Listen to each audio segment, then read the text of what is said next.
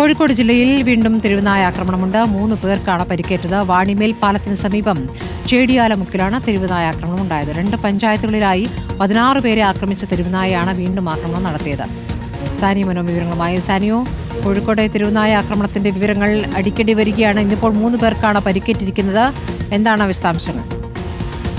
സ്മൃതി, അതായത് 2 പഞ്ചായത്തുകളിലായി ഈ കഴിഞ്ഞ ഒരാഴ്ചയ്ക്ക് 16 പേർക്കാണ് തെരുവുനായയുടെ കടിയേറ്റത്. അതിന്റെ കൂടെ ഇന്നിപ്പോൾ 3 പേർക്ക് കൂടി കടിയേൽക്കുന്ന സാഹചര്യമുണ്ടായി. നമുക്കറിയാം, ഈ വാണിമേൽ പഞ്ചായത്ത് ഭാഗങ്ങളിൽ തന്നെ നാദാപുരം, ചെക്കിയാട് തുടങ്ങിയ ഭാഗങ്ങളിൽ തെരുവുനായ ശല്യം രൂക്ഷമാണ്. കഴിഞ്ഞ 1 മാസമായി നിരവധി കേസുകളാണ് ഇവിടെ നിന്ന് റിപ്പോർട്ട് ചെയ്യപ്പെടുന്നത്.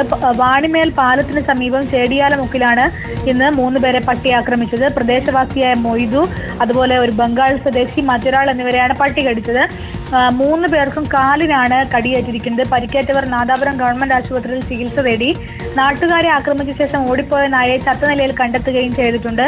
ഇന്നലെ രാവിലെ 6 മണി മുതൽ ഇന്ന് ഉച്ചയ്ക്ക് 11:30 വരെ ഈ പട്ടി പ്രദേശത്ത് ഭീതി പരത്തിക്കൊണ്ട് എല്ലായിടത്തും ഓടി നടക്കുന്നതും കാണാമായിരുന്നു. സ്മൃതി.